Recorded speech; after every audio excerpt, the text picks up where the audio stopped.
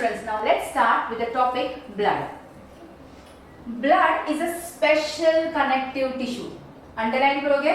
Blood is a what? It is a special connective tissue. Consisting of what? It consists of a fluid matrix and that matrix is called plasma. मतलब ये matrix का नाम जो है ये है plasma. So matrix is plasma and formed elements. Now what is formed elements? Formed elements का मतलब होता है हमारे blood के cells, RBCs, WBCs, platelets हम लोग बोलते हैं ना वो.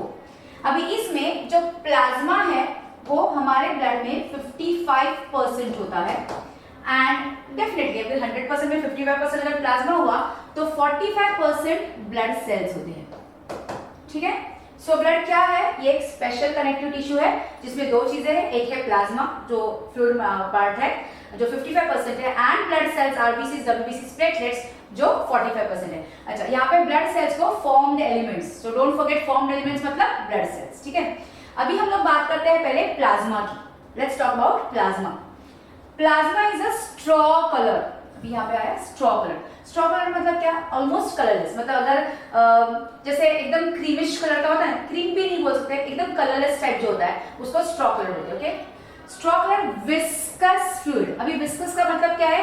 Heavy. It's heavier than water. Let's take oil and pani. अगर हम लोग देखते हैं, मुझे पता ऑयल एंड पानी में कौन हेवी होता है? ऑयल होता है ना. तो ऑयल विस्कस है वाटर से. We are comparing that fluid with water. तो अगर वाटर और ब्लड को देखोगे तो ब्लड थोड़ा थिक होता है, हेवी होता है. तो हेवी एंड थिक फ्लूइड को हम लोग विस्कस बोलते हैं.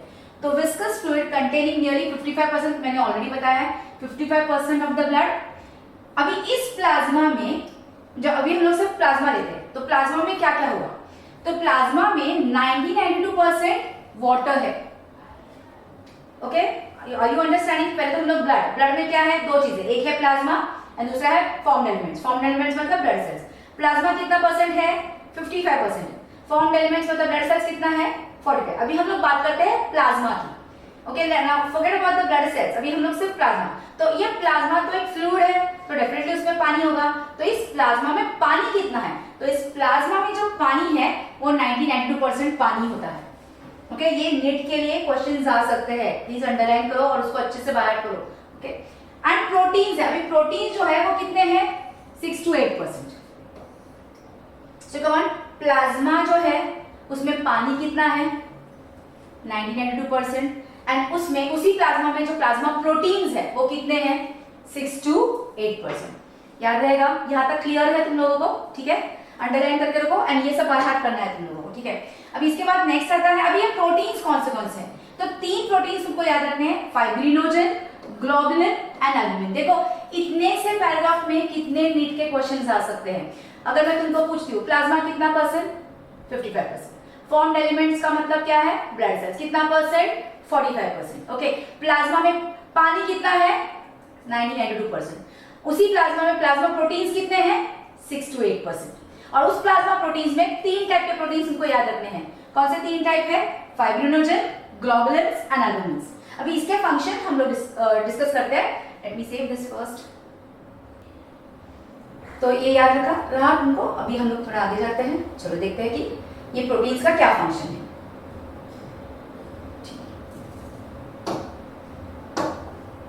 ओके. अभी कौन से 3 प्रोटीन्स है? Fibrinogen, globulins and albumins. अभी देखो इसमें भी कितने सारे नीट क्वेश्चंस है. Every statement is important students. Please understand every statement. तुम्हारा एनसीईआरटी जितना तुम गो थ्रू करोगे ना, प्लीज अंडरस्टैंड उतना ही तुम्हारा नीट के लिए तुम आगे बढ़ोगे. ओके. तो और एक लेसन मुझे तो लगता है कम से कम 8 बार तो तुमको स्टडी करना है.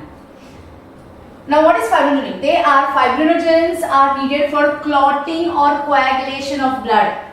Blood clotting के लिए जो प्रोटीन्स चाहिए वो है fibrinogens. Simple, right? Now second globulins. अभी second प्रोटीन कौन सा? ये first था fibrinogen. ठीक है. अभी ये second है. कौन सा? globulins. ये क्या कर रहा है? देखो they are involved in defense mechanism of the body. Defence mechanism of the body. Now हमारे जो बॉडी के फाइटर्स होते हैं वो कौन होते हैं? WBCs. ओके. WBCs 2 टाइप के होते हैं. आइदर कुछ WBCs फैगोसाइटोसिस करते हैं, मतलब बैक्टीरिया को खाते हैं। या कुछ WBCs ऐसे भी होते हैं जो एंटीबॉडीज बनाते हैं, सुना है ना, एंटीबॉडीज बनाते हैं। तो ये जो WBCs एंटीबॉडीज बनाते हैं वो एंटीबॉडीज को बोलते हैं इम्यूनोग्लोबुलिन्स। अभी हम लोग बात किसकी कर रहे हैं, ग्लोबुलिन्स की। तो ग्लोबुलिन्स का एग्जांपल अगर मैं दे दूं, इम्यूनोग्लोबुलिन्स मतलब क्या, एंटीबॉडीज। एंटीबॉडीज क्या कर रहे हैं, बैक्टीरिया को मार रहे हैं। सो यहाँ पे ग्लोबुलिन्स क्या कर रहे हैं, defence mechanism of the body, body के प्रोटेक्शन के लिए है ग्लोबुलिन्स, ठीक है। थर्ड ये है एल्बुमिन। एल्बुमिन्स क्या कर रहे हैं, देखो ऑस्मोटिक बैलेंस करते हैं, ब्लड प्रेशर मेंटेन करते हैं। नाउ रिकॉल करो, तुमने एक्सक्रीटरी सिस्टम पढ़ा था। एक्सक्रीटरी सिस्टम में जो प्रेशर होता है, जो ब्लड मतलब यूरिन फॉर्मेशन के लिए जो प्रेशर, जो प्लाज्मा प्रोटीन का जो प्रेशर होता है, वो प्रोटीन्स मेंटेन करते हैं एल्बुमिन, वो प्रेशर को मेंटेन करते हैं एल्बुमिन्स। ओके, सो एल्बुमिन्स क्या कर रहा है, ऑस्मोटिक बैलेंस कर रहा है। Come on now let's recall, कौन से प्रोटीन्स है जो कोएगुलेशन मतलब ब्लड क्लॉटिंग के लिए है, वेरी गुड, फाइब्रिनोजन। कौन से प्रोटीन्स है जो ऑस्मोटिक बैलेंस करेंगे, ब्लड प्रेशर को मेंटेन करेंगे, एल्बुमिन्स, वेरी गुड। कौन से प्रोटीन्स है जो डिफेंस मैकेनिज्म के लिए है, ग्लोबुलिन्स। अच्छा, ग्लोबुलिन्स में मैंने एग्जांपल कौन सा दिया था, इम्यूनोग्लोबुलिन्स का, राइट। एंड इम्यूनोग्लोबुलिन्स का दूसरा नाम क्या है, एंटीबॉडीज। एंटीबॉडीज कौन बना रहे हैं, WBC। सो डेफिनेटली यहाँ पे globulins are playing a very important role in the defence mechanism of the body, ठीक है। ना बताए बाद में। अच्छा, प्लाज्मा में हमने देखा था 90-92% वाटर है, 6 to 8% प्रोटीन्स है, तो डेफिनेटली 1-2% कुछ तो और होगा, तो 1-2% ये होएगा। Plasma also contains small amounts of minerals like sodium, calcium, magnesium, bicarbonates, chloride, etc. Glucose, amino acids, lipid, etc. are also present in plasma. मतलब वो सारी nutrients जो है वो भी प्लाज्मा में है, ठीक है। As they are always in transit in the body, factors for coagulation और clotting of blood, जो factors blood clotting के लिए जरूरी है वो भी प्लाज्मा में होते हैं। And now very important neat question, ये last statement. Plasma without clotting factor is called as serum. Very important. Please mark it. Plasma without clotting factor is called serum. लेकिन मैम ये क्या है? Okay, now let's take like that. Now you know very well I am a pathologist, right? Now suppose if मैं तुम्हारे घर पे आती हूँ ब्लड चेकिंग के लिए, तो डेफिनेटली मैं तुम्हारे घर पे आऊंगी तो पहले तुम्हारा ब्लड कलेक्ट करूंगी, राइट। ओके, तो मैंने टूर्निकेट लगाया, मैंने लेट से तुम्हारा 10 ml का ब्लड सीरीज में निकाला।